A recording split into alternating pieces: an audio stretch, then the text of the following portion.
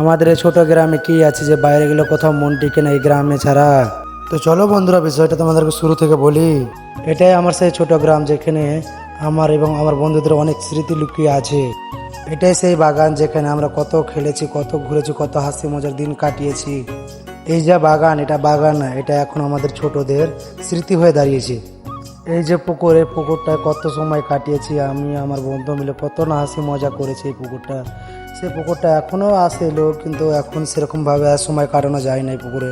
এই যে সেই বাগান, যে বাগানে সকাল থেকে শুরু করে বিকেল পর্যন্ত সময় কাটানো, কতই মজা, কতই হাসি মজা দিন কাটে এই সকালবেলা এই আড্ডাটায়। এই যে মন্দির, এই বাড়িগুলো, এই মানুষগুলোর জন্য এই জায়গাটা এত আপন লাগে।